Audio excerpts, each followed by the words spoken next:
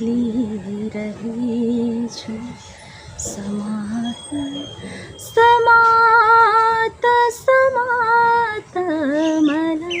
रात पनि बदलिन्छ जानिराख्नु, यो रात पनि बदलिन्छ जानिराख्नु, हालात पनि बदलिन्छ जानिराख्नु, यो रात पनि बदलिन्छ जानिराख्नु। सिंहहरूको खोक्रो भाषण सुन्नुपर्नेछ, सिंहहरूको खोक्रो भाषण सुन्नुपर्नेछ, फेरि उही पुरानो शासन सुन्नुपर्नेछ। सिंहहरूको खोक्रो भाषण सुन्नुपर्नेछ, फेरि उही पुरानो शासन सुन्नुपर्नेछ। नमस्कार गर्दै झुपडीमा आउनेहरूबाट, नमस्कार गर्दै झुपडीमा आउनेहरूबाट चिनी जस्तै गुलियो आश्वासन सुन्नुपर्नेछ, चिनी जस्तै गुलियो आश्वासन सुन्नुपर्नेछ। पर्यटन र साहित्य सँगसँगै जेफाले सृजना डबलीको 84औं श्रृङ्खलामा म यहाँहरूकै शब्दभरिको सारथी युवराज ठकुरे हार्दिक स्वागत अभिवादन व्यक्त गर्दछु। भिन्न भिन्न ठाउँबाट भिन्न भिन्न स्रष्टाहरूको साथमा प्रत्येक श्रृङ्खला ल्याउने क्रममा आजको 84औं श्रृङ्खला पत्री शनिश्चरी नगरपालिकामा अवस्थित मनोहर होटल एन्ड फन पार्कबाट भिडियो तथा प्रविधि संयोजनका साथी खेमराज आचार्यको साथमा म उपस्थित भएको छु। आजको श्रृङ्खलालाई माया गरेर कला साहित्य सृजनालाई पनि माया गर्नुहुन्छ। हामी यहाँ आइपुग्दाखेरि उहाँको कलाहरू पनि निहाल्ने अवसर पाएका छौँ।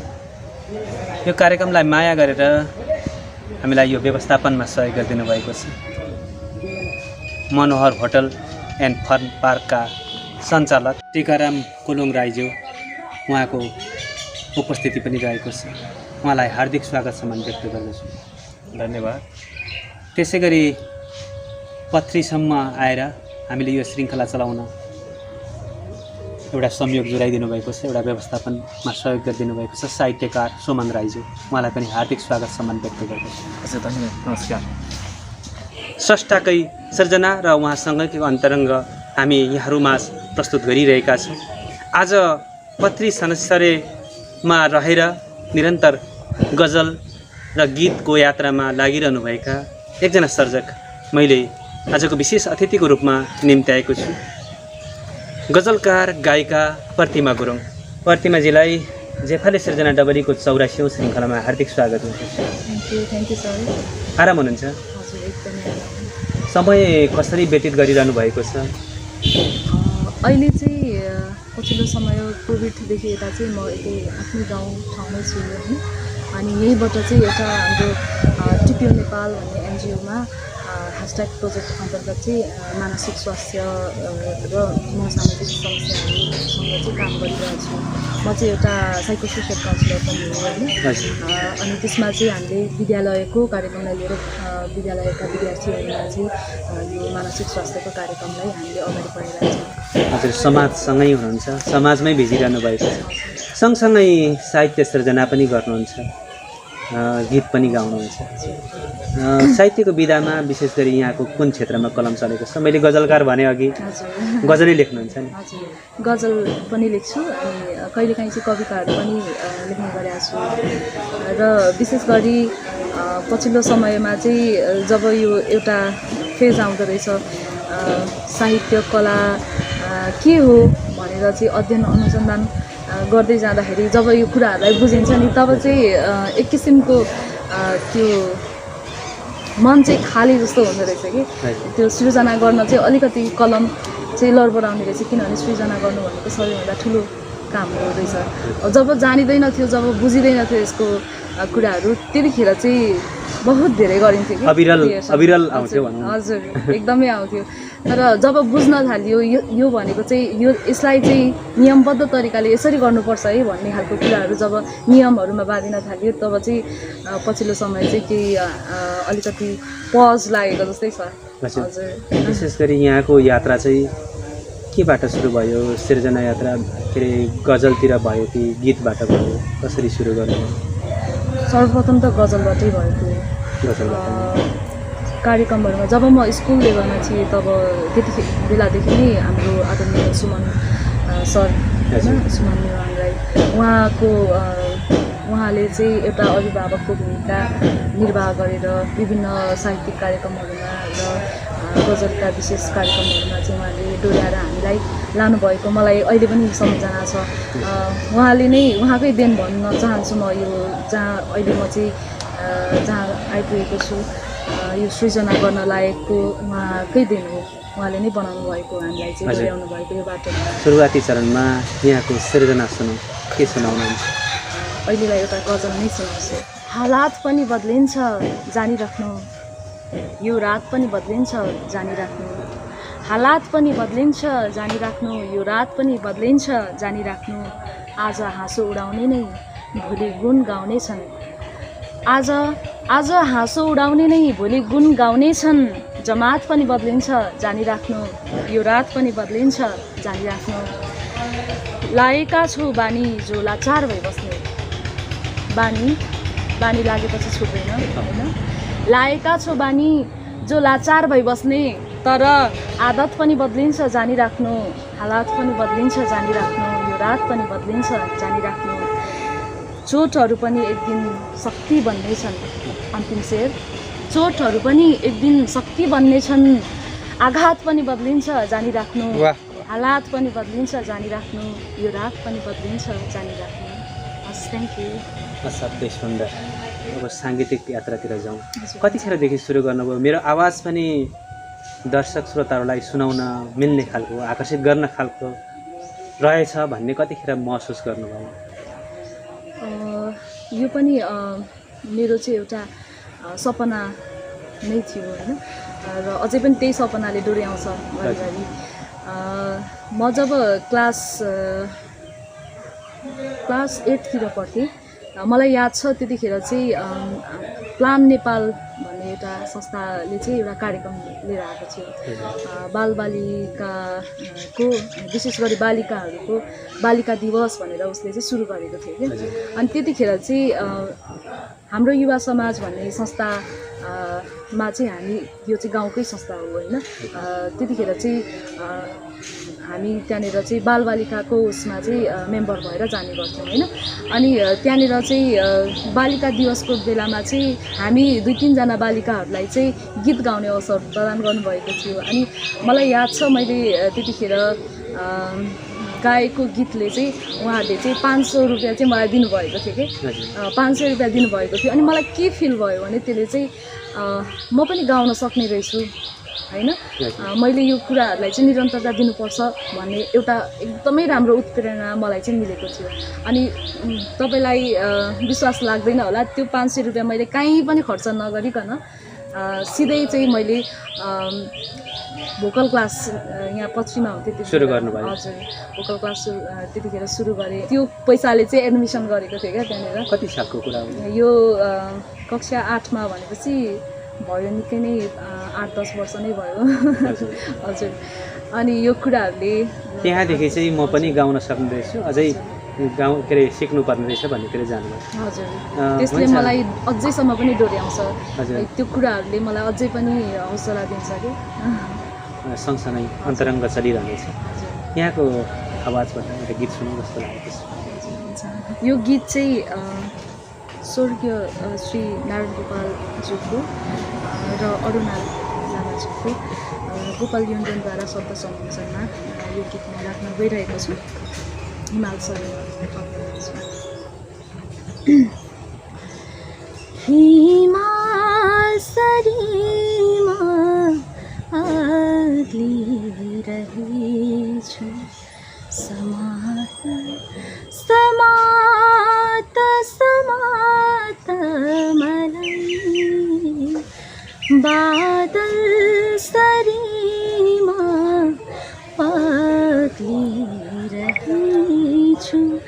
समाला समाला समाला मलाई हिमाल सरीमा आग्लिरहेछु,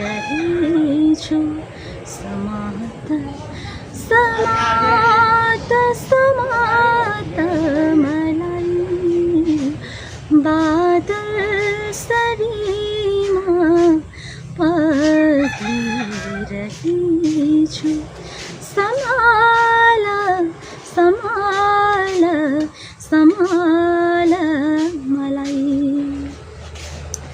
यी तारा कति छन् मगन नसकुला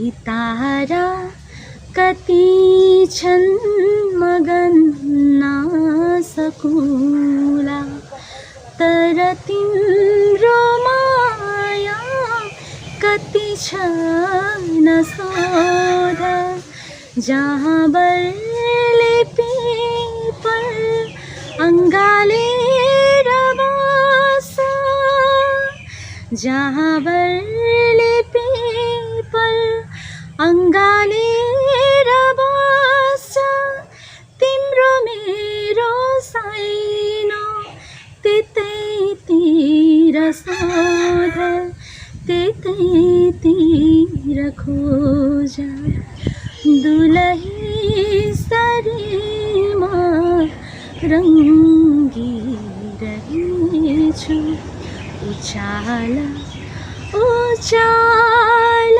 उचाल मलाई बादल शरीरमा पागिरहेछु सम्हाल सम्हाल सम्हाल मलाई सम्हाल सम्हाल सम्हाल मलाई थ्याङ्क यू धन्यवाद अत्यन्तै सुन्दर आवाजमा यो पुरानो मार्मिक गीत प्रस्तुत गरिदिनु भयो अघिदेखि मलाई त्यो कौतूहल लागिरहेको थियो यहाँले सुरुवाती चरणमा गीत गाउँदाखेरि पुरस्कार स्वरूप प्रोत्साहन त्यसैले प्रोत्साहन दियो भन्दै हुनुहुन्थ्यो त्यो गीत सम्झन मन लाग्यो मलाई कुन गाउनु भएको थियो हजुर त्यतिखेर चाहिँ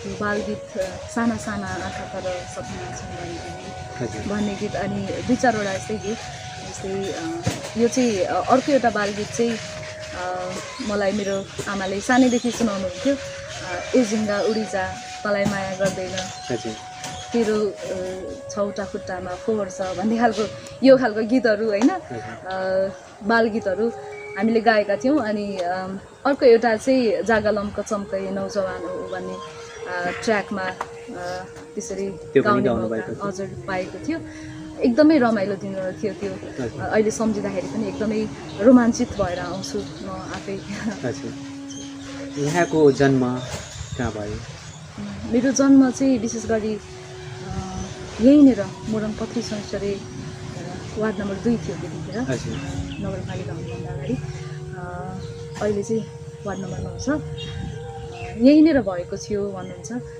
आमाले अनि पहिला हाम्रो चाहिँ पहाड चाहिँ शङ्खसभा खातबारी अनि पछि बाबाहरू चाहिँ लाहोरतिर लाग्नुभएको थियो अरे अनि मेरो मम्मी चाहिँ फेरि भारत सिक्किमबाट हुनुहुन्छ त्यो कारणले गर्दाखेरि चाहिँ उहाँहरूको त्यो लाहोरमा जाने क्रममा चाहिँ उहाँहरूको भेट सिक्किममा भएको अनि त्यस पछाडि उहाँहरूको विवाह पश्चात उहाँहरू यतै झर्नुभएको भन्ने कुराहरू उहाँहरूबाट मैले थाहा पाएको छु यहाँको बाल्यकाल यहाँको चाहिँ यतै बित्यो हजुर मेरो बाल्यकाल र मेरो अहिले युवाकाल पनि लगभग यतै बितिरहेको छ र यहाँ यो ठाउँसँग म यसरी कनेक्टेड छु नि म जहाँ कहीँ जाँदाखेरि पनि यो ठाउँको यो क्षेत्रको चाहिँ मलाई माया लाग्ने गर्छ म जोड्न चाहन्छु साहित्य र सिर्जना सँगसँगै विशेष गरी समाजमा यहाँको कामसँग नै जोडेँ समाजमा कस्ता खालका समस्याहरू देखिएका छन् यहाँ त समस्यासँग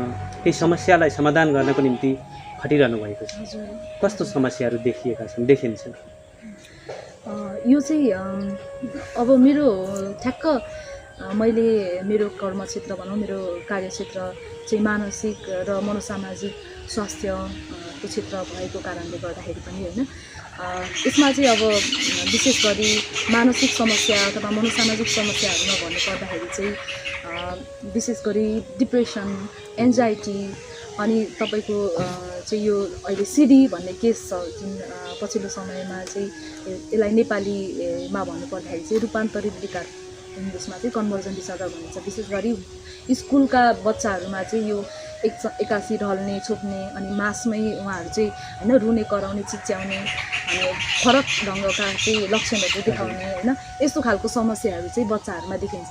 अनि हाम्रो समाजमा चाहिँ त्यसलाई चाहिँ अलिकति हाम्रो समाजै छ त्यस्तो खालको नै छ होइन त्यसलाई चाहिँ भूत प्रेत अथवा देवी लागेको होइन अलिकति चाहिँ अब यो चाहिँ भेक विषय हो अथवा यो चाहिँ देवी उत्रेको भन्ने खालको कुराहरू चाहिँ उहाँहरूले गर्नुहुन्छ कि मैले जोड्न खोजेको पनि यसै सम्बन्धमा हो। विद्यालयहरूका बालबालिकाहरूमा विद्यालयमा अध्ययनरत बालबालिकाहरूमा विशेष गरी यो देखिन्छ र विद्यालयहरूले पनि पुराण लगाएको पनि पाइन्छ। एकदम विशेष गरी भन्नुपर्दाखेरि अब हाम्रो समाजमा चाहिँ अर्को नामले जस्तै हिस्टेरिया अथवा मास हिस्टेरिया भनेर पनि बुझिन्छ। तर हिस्टेरिया भनेको चाहिँ खासमा ग्रिक भाषामा चाहिँ हिस्ट भनेको चाहिँ पाठेघर अनि हिस्टेरिया भनेको चाहिँ पाठेघरसँग सम्बन्धित समस्या भनेर त्यतिखेरको पालादेखि यसलाई नामाकरण गरियो क्या। तर जब दोस्रो विश्वयुद्धताकामा चाहिँ यो समस्या चाहिँ पुरुषहरूमा पनि देखा पर्यो त्यतिखेर चाहिँ यो के रहेछ त किनभने पुरुषहरूमा त पाठेघर हुँदैन होइन। अनि उनीहरूलाई पनि यो समस्या देखिसकेपछि चाहिँ यो समस्या चाहिँ के हो त भनेर विज्ञहरूले चाहिँ रिसर्च गर्ने क्रममा चाहिँ पछि मात्रै यो कुराहरू पत्ता लागेको छ जसलाई चाहिँ कन्भर्जन डिसअर्डर अथवा रूपान्तरित विकार भनिने रहेछ है यसलाई चाहिँ। किनभने यो चाहिँ तनावको कारणले हुने शारीरिक लक्षणहरू होइन तनाव हामीले चाहिँ व्यवस्थापन गर्न सकेनौँ समयमै होइन अनि तनावहरूलाई चाहिँ उचित तरिकाले त्यसको समाधान गर्न सकेनौँ कुनै पनि किसिमले चाहिँ हामीले कसैलाई पनि सेयर गर्न सकेनौँ होइन र यो चाहिँ थुप्रिँदै गयो तनाव हुँदै गयो बढ्दै गयो हामीले चाहिँ त्यसलाई दबाएरै राख्यौँ भने चाहिँ हाम्रो शरीरले चाहिँ आफसे आफ देखाउने एउटा प्रतिक्रियाको रूपमा चाहिँ यो समस्या उत्पन्न हुने रहेछ कि। अनि यो कुराहरू चाहिँ अझै पनि जसले चाहिँ पछिल्लो पुरानो कोर्सहरू पढेर जो अहिले पनि डक्टरहरू हुनुभएको छ होइन विज्ञहरू हुनुभएको छ अथवा हाम्रो समाजमै पनि शिक्षकहरू उहाँहरू त अलिकति जान्ने अलिकति बुझ्ने मानिसहरूमै पर्नुहुन्छ नि त शिक्षक भनेको तपाईँको अगुवा समाजका अगुवाहरू भनेको त तर उहाँहरूले पनि यसलाई चाहिँ हिस्टेरिया नै भनेर बुझ्नुहुन्छ र अझै यो चाहिँ अझ भनौँ न हाम्रो समाजमा त यो चाहिँ यौन चाहना चाहिँ कमी भयो अथवा यौन चाहनाको तृप्तता हुन सकेन अनि यसले चाहिँ गर्दाखेरि चाहिँ यो समस्या देखेको भन्ने जस्तो एउटा कलङ्क र लालछना जस्तो लगाइन्छ कि र त्यो भएको कारणले चाहिँ मैले मेरै म विद्यार्थी हुँदाखेरि विद्यार्थी जीवनमा पनि मैले कति मेरो साथीहरूलाई चाहिँ त्यस्तो खालको समस्या भएको कारणले चाहिँ विवाह गरिदिएको सानै उमेरमै विवाह गरिदिएको होइन अझ भनौँ डक्टरहरूले पनि चिकित्सकहरूले पनि चाहिँ उहाँलाई चाहिँ यो समस्या भएको हो अनि उहाँलाई चाहिँ विवाह गरिदिनु ठिक हुन्छ भनेर त्यसरी चाहिँ उहाँले त्यसरी भनिदिनु भएको होइन। यस्तो चाहिँ मैले पनि अझै पनि पाइरहनु भएको छ। अनि र अझै पनि अब जस्तै यो कुराहरू गरिराख्दाखेरि होइन हजुरले पनि आफै भन्नुभयो होइन शिक्षा क्षेत्र भनेको त विद्यालयमा सबैभन्दा धेरै यो समस्याहरू छ होइन। तर त्यो विद्यालयमा पनि शिक्षकहरूले चाहिँ अब बिहे नै गर्नु भन्ने चाहिँ गुपचुपमा हुन्छ यो कुरा चाहिँ होइन खुल्दैन प्रत्यक्ष रूपमा बिहे गर्नु भनेर चाहिँ भन्नुहुन्छ तर पुराण लगाउने होइन देवी उत्रेको भन्ने होइन अथवा चाहिँ फलनामा भाकल गर्ने अथवा चाहिँ विभिन्न मन्साउने होइन धामी झाँक्री लगाउने यस्तो कार्यहरू चाहिँ फेरि पनि चलि नै रहेको छ कि।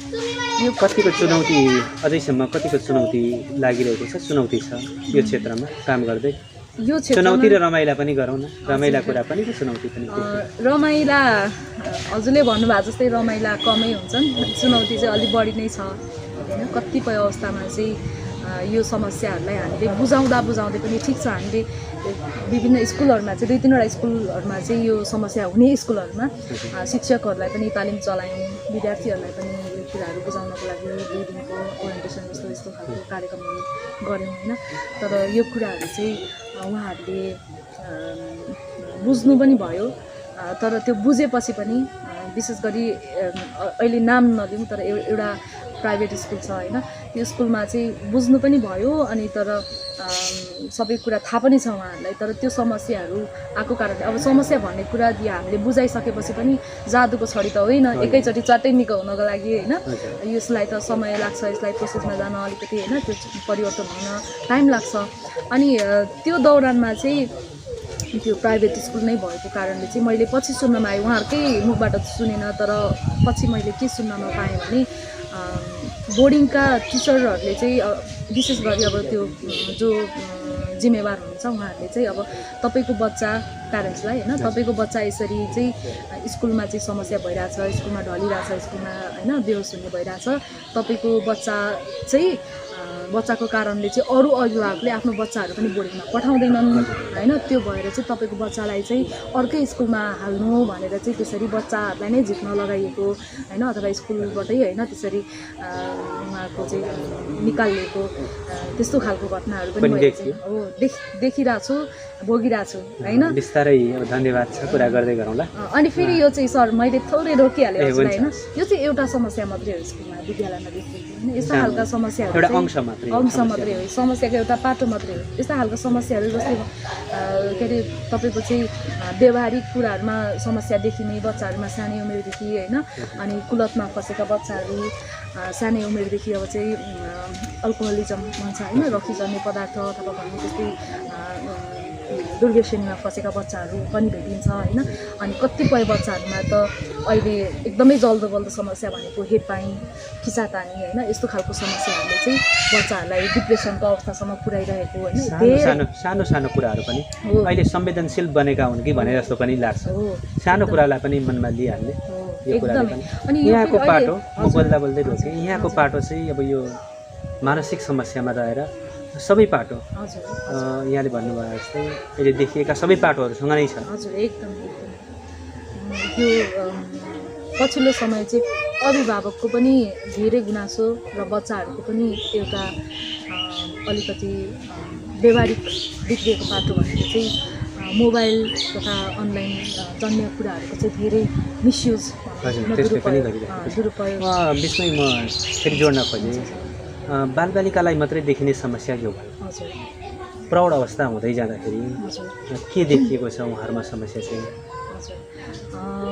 विशेष गरी प्रौढ भन्दा पनि म एकैचोटि अब युवा अवस्थामा जान चाहे, युवाहरूमा चाहिँ विशेष अब एक किसिमको फ्रस्ट्रेसन बढी हुने होइन, र पछिल्लो समयमा नै यो जुन कोरोनाको कारणले कोभिडको कारणले चाहिँ लकडाउन भयो होइन, लकडाउनको समयमा चाहिँ युवाहरूकै मैले 5 देखि 6वटा केससम्म मैले आफै नै मैले हेर्न पर्यो होइन। उहाँहरूमा चाहिँ फ्रस्ट्रेसन हुने होइन, अनि त्यस पछाडि अब जुन तरिकाले उहाँहरूले आफ्नो जीवनको बारेमा, लक्ष्यको बारेमा अथवा भनौँ उहाँहरूको कामको बारेमा चाहिँ एउटा योजनाहरू बनाइराख्नु भएको थियो, त्यो सबै अब लकडाउनको कारणले भत्ताभङ्ग हुँदाखेरि चाहिँ होइन त्यो किसिमको फ्रस्ट्रेसनहरू आउने, अनि त्यस पछाडि खाना नरुच्ने, निन्द्रा नलाग्ने, यो खालको चाहिँ कुराहरू, अनि प्यानिक अट्याक्सहरू आउने होइन, तपाईँको चाहिँ एकदमै गाह्रो बनाउने त्यो कुराहरूले गर्दाखेरि चाहिँ र हुँदा चाहिँ आत्महत्याको सोचहरू आउने त्यस्तोसम्म पनि मैले देखेको छु। हजुर हामी जहिले साहित्य र सृजनाको कुरा मात्रै गर्थ्यौँ, हजुर पर्यटनसँग जोडेर त्यही कुरा मात्रै गर्थ्यौँ, अहिले चाहिँ विशेष समाजमा देखिएका समस्याहरू पनि यहाँले बोलिदिनु भयो, खुसी लागेको छ। हामी सिर्जना पनि सुन्दै गरौँ। हजुर सुन्दै गरौँ सर। अनि यो गजल मैले धेरै अघि नै लेखेको हो, तर गजलहरूमा प्रायः शृङ्गारिक रस हुनुपर्छ भनिन्छ होइन, तर मेरा गजलहरूमा 1-2वटा चाहिँ शृङ्गारिक छन् गजलहरू पनि, तर यो मलाई मनपर्ने र मेरा विचारहरू पोखिएका गजलहरू मलाई धेरै मनपर्छन् होइन। त्यही मध्येको एउटा गजल छ, त्यो सुनाउन चाहन्छु। प्रिन्सेपको गजल छ है। सपना बिनाको सहर बनाएको छु, सपना बिनाको सहर बनाएको छु, बडो मुस्किलले यो दिल पत्थर बनाएको छु, तडपाई तडपाई प्राण लिन्छ औषधि हो भन्छौ, तडपाई तडपाई प्राण लिन्छ औषधि हो भन्छौ, हाँसी हाँसी पिउन मिलोस् यस्तो जहर बनाएको छु, सपना बिनाको सहर बनाएको छु, बडो मुस्किलले यो दिल पत्थर बनाएको छु, बगाउँछ जिन्दगीले थाहै नपाई बगाउँछ, अन्तिम शेर, बगाउँछ जिन्दगीले थाहै नपाई बगाउँछ, बग्दै बग्दै रमाउनु छ यस्तै रहर बनाएको छु सपना बिनाको एउटा सहर बनाएको छु बडो मुस्किलले यो दिल पत्थर बनाएको छु बस, thank you। सपना बिनाको सहर बनाएको छु। हजुर यहाँलाई फिल्डमा हिँड्दा हिँड्दै हजुर यो सृजना कुनै बेला चाहिँ यहाँको सृजनशील मस्तिष्कले विस्फोट भएर एक्कासी आउँछ आउँदैन आएको छ कि छैन? धेरैचोटि आएको छ सर, धेरैचोटि आएको छ। जस्तै यस्ता अब जस्तै मसँग कथाहरू होइन, जस्तै फिल्ममा हिँडिराख्दाखेरि तपाईँले भन्नुभयो जस्तै मसँग कथाहरू धेरै छन् सर। कथा लेख्दै हुन्छ त्यसैले म लेख्ने सोचमा चाहिँ छु, अहिले चाहिँ लेखिरहेको छैन होइन। यो कामले कामले सृजनालाई मद्दत पनि दिएको छ भनौँ न, मद्दत पनि दिएको छ। कथावस्तुहरू टन्नै छन् टन्नै छन्। समाजमा। प्रत्येक व्यक्ति आफैमा एउटा सिनेमा जस्तो लाग्छ कि सर होइन। उहाँले आफ्नै कथाहरू भन्नुहुन्छ कि म एउटा काउन्सिलर, मैले त सुनिदिनुपर्छ उहाँहरूको कुराहरू होइन, म सुन्ने व्यक्ति। अनि यस्तो यस्तो कथाहरू हुन्छ नि उहाँहरूसँग, अनि हामीलाई लाग्छ बाहिरबाट हेर्दाखेरि खुसी छ, बाहिरबाट हेर्दाखेरि एकदमै राम्रो अथवा उहाँको जीवन कति सुन्दर भन्ने जस्तो लाग्ला होइन। तर प्रत्येक व्यक्तिमा आफ्नै आफ्नै कथा व्यथाहरू हुने रहेछन्, आफ्नो अनुभवहरू हुने रहेछ होइन। अनि उहाँहरूको यस्तो यस्तो कथाहरू आउँछ, यस्तो यस्तो कुराहरू आउँछ। मलाई लाग्छ मैले त्यो कुराहरू चाहिँ उहाँहरूसँग कुरा गरिरहँदाखेरि सृजनाहरू पनि मैले चाहिँ त्यो पाइरहेको छु कि उहाँहरूबाट अनुभव पाइरहेको छु, उहाँहरूबाट ज्ञान पाइरहेको छु होइन। अनि उहाँहरूबाट चाहिँ त्यो कुराहरू उहाँहरूको ओहो यस्तो पनि हुँदो रहेछ, ओहो यस्तो भएछ भन्ने खालको एक किसिमको त्यो कुराहरू पाइरहेको हुन्छु क्या सर। अनि छोटो म जोडिहालेँ होइन। हामी कामकै दौरानमा थियौँ, अनि त्यस पछाडि हामीले हेर्दै गरेको एउटा समस्याले चाहिँ त्यस्तो उहाँले खुलेर कुरा गर्न भ्याइसक्नु भएको थिएन। एक भेट दुई भेट मात्रै भएको थियो सायद होइन, नाम नदिउँ, हामी जहिले पनि गोपनीयतालाई प्राथमिकता दिन्छौँ।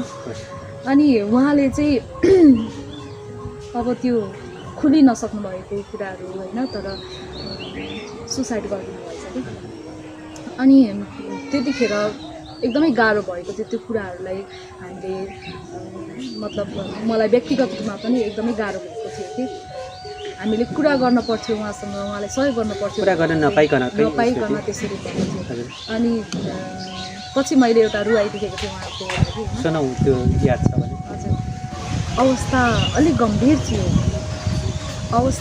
गम्भीर थियो, लाग्छ मनमा ठुलै पिर थियो, हिजो मात्र उसको मृत्यु भएछ, चिठीसँगै एउटा तस्बिर थियो। यो केस पनि त्यहीसँग सम्बन्धित थियो होला, चिठीसँगै एउटा तस्बिर। अनि यस्तो खालको भोगाइहरू, यस्तो खालको कुराहरू चाहिँ भनिन्छ नि। अब जस्तै डक्टर भयो भने चाहिँ उसले सधैँ मान्छे, स्वास्थ्य मान्छेसँग उसले भेट गर्न पाउँदैन, मुस्किलै पर्छ अरे होइन। त्यसै गरी नै मैले पनि अब कामको दौरानमा अथवा मेरो कर्तव्यको दौरानमा चाहिँ मनको व्यथाहरू बोकेर आउने व्यक्तिहरू धेरै भेटिएको छु। त्यसले गर्दा सृजना अनुभवहरू सुनिरहेका छौँ। राम्रो पर्यटन र साहित्य सँगसँगै 84औं श्रृङ्खलामा सम्झन चाहन्छौँ मिडियाद्वारा हरदम सहयोग गरिरहनु भएको छ नयाँ अनलाइन समृद्ध बराज क्षेत्र उज्यालो प्रदेश, त्यसै गरी जेफालेमा रहेर जेफाले होमस्टे मातृभूमि टी एस्टेट पनि निरन्तर हाम्रो साथमा रहेको छ। आजको कार्यक्रमलाई अत्यन्तै सुन्दर ढङ्गले व्यवस्थापन गरिदिनु भएको छ साहित्यकार सुमन राई। सँगसँगै हामी यही परिसरमा छौँ, मनोहर होटल तथा फन पार्कमा, यहीँका सञ्चालक टिकाराम कुलुङ राई। आज विशेष अन्य श्रृङ्खलाहरूभन्दा मलाई पनि भिन्न लागिरहेको छ, यहाँलाई पनि भिन्न लाग्न सक्छ। हामी साहित्य र सृजना मात्रै प्रस्तुत गर्थ्यौँ, प्रकृतिको सुन्दर ठाउँहरू मात्रै देखाउँथ्यौँ। तर आज चाहिँ समाजमा रहेका सामाजिक समस्याहरूसँग त्यसको समस्या समाधानको निम्ति लागिरहनुभएका सामाजिक कार्यकर्ता भन्न चाहन्छौँ, समाजमा लागिरहनु भएको छ। त्यही समस्याहरूका कुरा पनि गऱ्यौँ। समाजमा देखिएका विद्यमान समस्याहरू, बालबालिकाहरूप्रति देखिएका समस्याहरू समाधानको निम्ति लडिरहनु हुने गजलकार गायिका आजको विशेष स्रष्टा प्रतिमा गुरुङसँगको अन्तरङ्गले पनि विशेष बनाएको छ भन्ने लाग्छ। मलाई विशेष लागिरहेको छ यहाँको उपस्थिति, एकै बोलीमा हामीलाई समय दिनुभएको छ। यो कुराले धेरै समाजका कुराहरू दर्शक श्रोताहरूले पनि थाहा पाउनुहुन्छ। धेरैले भोग्नु भएको छ, तर पनि यस्तो चाहिँ हो भन्ने थाहा हुँदैन। भोग्न त हामी सबैले भोगेका छौँ, तर यही हो भन्ने केही भ्रमहरू रहन्छन्। यहाँले बताइदिनु भएको छ, हार्दिक आभार व्यक्त गर्न चाहन्छु। समयको हामी अन्तिम चरणमा छौँ। धेरै कुरा सुन्न मन लागेको थियो, धेरै गजलहरू सुन्न मन लागेको थियो। अब जाँदा जाँदै एउटा गीत सुनौँ। गीतको लागि रिक्वेस्ट गर्दै गर्नु मैले छुटाउनै नहुने कुरा, मेरो एउटा काम सँगसँगै हामीले कति काम गरिरहँदा समाजमा चाहिँ कस्तो पाउँछौँ भने स्वास्थ्य भनेको चाहिँ उहाँहरूले शारीरिक स्वास्थ्यलाई मात्रै जोड दिनुहुन्छ। हामी पनि दिन्छौँ त्यसरी, अधिकांश एकदम होइन। केही समस्या देखियो शरीरमा, केही घाउचोट लाग्यो, केही रोगहरू लाग्यो भने हामी शरीरको मात्रै उपचार गराउँछौँ होइन। टाउको दुख्यो, भेटकोस गएर औषधि ल्यायो, कुनै के दुख्यो अस्पताल गएर छाती चेक गरायो, कुनै के भयो होइन। तर मन दुख्यो भने चाहिँ कहाँ जान्छौँ हामी होइन। यो प्रश्न हामीलाई गम्भीर रूपमा चाहिँ हामीले लिनु जरुरी छ कि होइन। अनि विदेशतिर त काउन्सिलिङ सेन्टर भनिन्छ, साइकाट्रिक कन्सल्टेन्टमा बस्ने पनि साधारण रूपमा लिन्छ, एउटा स्वास्थ्यको एउटा पाटैमा भनेर लिन्छ। तर विषयमा यहाँलाई रोक्यो कि विशेष गरी मन दुखेको छ भने व्यक्तिले दमन गर्छ कि जस्तो लाग्छ, नबताएर पनि हुनसक्छ। मैले मेरो मन दुखेको कुरा कसैलाई भन्न चाहन्छु, तपाईँले आफ्नो मन दुखेको कुरा कसैलाई भन्न चाहनु, अन्यले कसैलाई चाहँदैन। यो भएर पनि हो कि जस्तो लाग्छ। यो पनि हो एउटा चाहिँ। अनि अर्को कुरा चाहिँ जब कसैको मन दुख्छ, जब कसैलाई पीडा हुन्छ, अनि हाम्रो समाजमा चाहिँ सहयोगी हुने अथवा उहाँलाई सपोर्ट गर्ने, उहाँको केयर गर्ने भन्दा पनि धेरै चाहिँ ओहो फल्नालाई त त्यस्तो भएछ भनेर कुरा काट्ने होइन, बरु खुचिङ गर्ने, हतोत्साहित गर्ने होइन। अनि यो प्रवृत्ति चाहिँ धेरै हुन्छ। इभन आफ्नै परिवारमा पनि चाहिँ तनावहरू धेरै लिएर उहाँलाई होइन, त्यो तनावको कारणले चाहिँ एक्लै बस्ने अलिकति त्यो समस्याहरू भइरहेको छ भने आफ्नै परिवारमा पनि के भन्नुहुन्छ भने हेर जङ्गली जस्तो होइन, एक्लै ढेँडो जस्तो, अथवा यो खालको चाहिँ उहाँहरूलाई ट्याग लगाइन्छ कि ट्याबो दिन्छ होइन। अनि यो कुराहरूले गर्दाखेरि हाम्रो संस्कार संस्कृतिमा चाहिँ उहाँलाई यो कुराहरूलाई बुझ्नुपर्छ, अथवा यो पनि एउटा समस्या हो है, मनको पनि उपचार गरिनुपर्छ होइन भन्ने एउटा संस्कार चाहिँ हाम्रोमा अझै पनि विकास भइसकेको छैन नि त। त्यो कारणहरूले गर्दाखेरि अझ भनौँ तपाईँलाई अलिकति त्यो डिप्रेसन भएको छ अथवा भनौँ एन्जाइटी भएको छ होइन।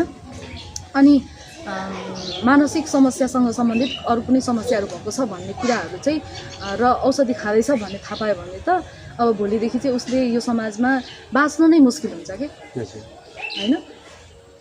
अनि विभिन्न नामहरूले बोलाउने, दुष्नामहरूले भन्छु अझ म त नजिक नपर्ने होइन, समूहमा नबोलाउने अथवा उसलाई बेग्लै दोस्रो दर्जाको नागरिक जस्तो व्यवहारहरू गरिने होइन। अनि एकदमै त्यस्तो खालको हरेक कुराहरूबाट चाहिँ समाजमा चाहिँ बहिष्कृत हुनुपर्ने त्यस्तो खालको कुराहरू छ। एउटा घटना छोटोमा सुनाइहाल्छु अनि त्यस पछाडि हामी फेरि गीत सुनाउँला नि सर है। यो चाहिँ हाम्रो यही पूर्वकै घटना हो होइन। अनि मैले त्यो केस चाहिँ मैले ट्रेनिङको दौरानमा चाहिँ थाहा पाएको थिएँ। विवाह भयो होइन, कसै दुईजना नाम नभनौँ फेरि पनि होइन, विवाह भएको रहेछ। अनि विवाह भएको 1 महिनामा चाहिँ श्रीमानले के थाहा पाउनु भएछ भने श्रीमतीले चाहिँ डिप्रेसनको चाहिँ औषधि सेवन गरिराख्नु भएको छ भन्ने कुरा थाहा पाउनु भएछ विवाह पछाडि होइन। उहाँहरूको माघी विवाह थियो अथवा के थियो। अनि त्यो कुरा थाहा पाइसकेपछि चाहिँ यस्तो भयो नि त्यहाँ अवस्था होइन। सासू ससुरा देवर देउरानी अथवा भनौँ घरका विभिन्न परिवारहरूले चाहिँ उहाँलाई चाहिँ गाली गलौज गर्ने, अनि त्यस पछाडि श्रीमानले पनि अब त्यस पछाडि अझै थपेर होइन एकदमै तुच्छ किसिमको चाहिँ व्यवहारहरू गर्ने। अनि हुँदा यतिसम्म भयो कि उहाँलाई चाहिँ घर निकाला नै गरियो क्या, अन्त्यमा त्यस्तो भयो क्या। अनि घर निकाला भइसकेपछि जब त्यो कुराहरू हामीले थाहा पायौँ, मैले तालिम दिइरहेको जो प्रशिक्षार्थी हुनुहुन्थ्यो उहाँलाई भेटेर अनि त्यस पछाडि हामीले चाहिँ के काम पनि गऱ्यौँ भने श्रीमान र श्रीमतीलाई नै सँगै राखेर चाहिँ साइकाट्रिक कन्सल्टमा बसाएर अनि सँगै राखेर वातावरण मिलाएर होइन साइकाट्रिक कन्सल्टमा राखिसकेपछि त्यहाँबाट चाहिँ के भयो भन्दाखेरि जब साइकाट्रिकले भनिदिनु भयो यो समस्या भने चाहिँ औषधि खाएमा निको हुन्छ र यो कुनै अन्य कलङ्कित मानसिक समस्याहरू जस्तो चाहिँ होइन, जुन चाहिँ त्यो ट्याबोको लागि मात्रै भनेको हामीलाई त अझै हामीले के पनि बुझ्नुपर्छ भने यो गम्भीर मानसिक समस्या नै भए पनि हामीले सहयोग माया सपोर्ट गरेमा चाहिँ यो निको हुन्छ भनेर बुझ्नुपर्छ होइन। तर अब त्यो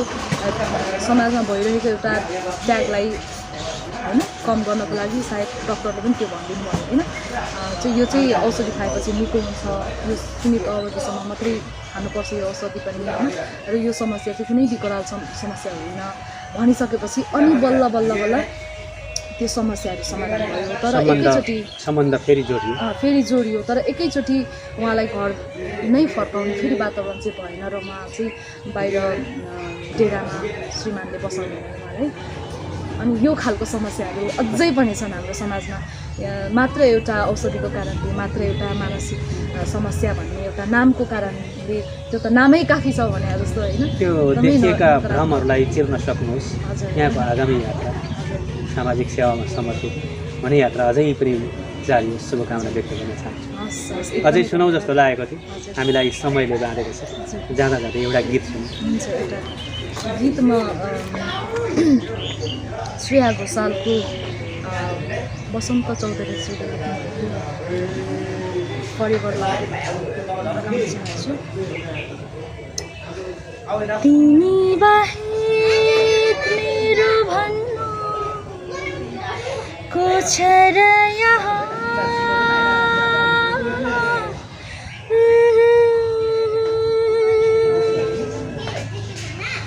तिमी बाहेक मेरो भन्नु को छ र यहाँ,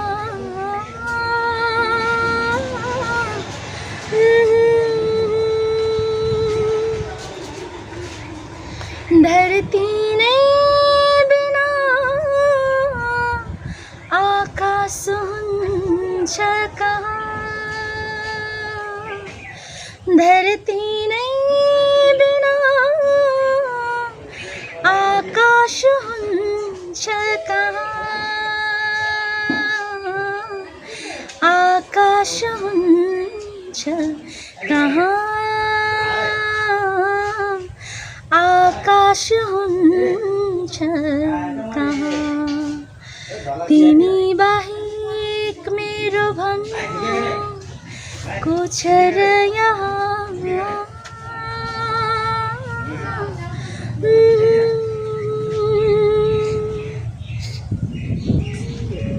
धन्यवाद छ। सुन्दर गीतहरू अझै सुनौ लागिरहेको थियो। हामीलाई समय सीमाले बाँधेको छ। एकै बोलीलाई आज भनौँ हामी अप्रत्यक्ष रूपमा यो सृजनाले, साहित्य सृजना भावनाले हामीलाई जोडेको छ।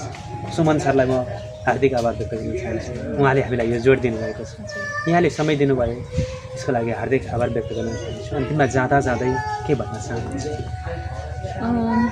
सबैजना साहित्य कला सङ्गीतलाई माया गरेर अगाडि बढौँ अनि मानसिक रूपमा पनि स्वस्थ हुन जरुरी छ। शारीरिक रूपमा जसरी हामी हाम्रो औषधि उपचारहरू गराउँछौँ, शारीरिक रूपमा स्वस्थ रहन प्रयासहरू गर्छौँ, त्यसरी नै मानसिक रूपमा पनि हामी स्वस्थ रहन खोज्नु जरुरी छ होइन। Prevention is better than care भनिन्छ होइन। हामीले चाहिँ अहिलेदेखि नै हाम्रो मानसिक शारीरिक सम्पूर्ण पक्षहरूको स्वस्थ रहने कोसिसहरू चाहिँ गर्नुपर्छ जस्तो लाग्छ।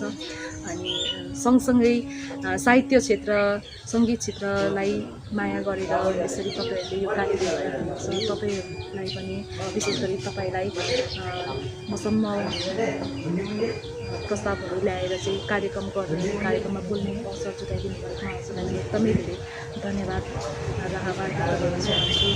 र हाम्रो आदरणीय सर सुमन सर मैले अघि पनि भने होइन, उहाँ त मेरो गुरु हुनुहुन्छ साहित्य क्षेत्रमा। सुरुमा हामीलाई हात डोर्याएर साहित्यमा लाग्न सिकाउनु भनेकै उहाँ नै हो होइन। त्यो भएको कारणले उहाँलाई पनि एकदमै यही कार्यक्रमको मार्फतबाट म एकदमै धेरै धेरै हृदयदेखि नै धन्यवाद दिन चाहन्छु। र यो समय यो मौका जुटाइदिनु भएर अनि यो कुराहरूलाई चाहिँ भिडियोमा कैद गरिदिनु हुने आदरणीय हाम्रा प्राविधिक दाइलाई पनि म हार्दिक धन्यवाद दिन चाहन्छु।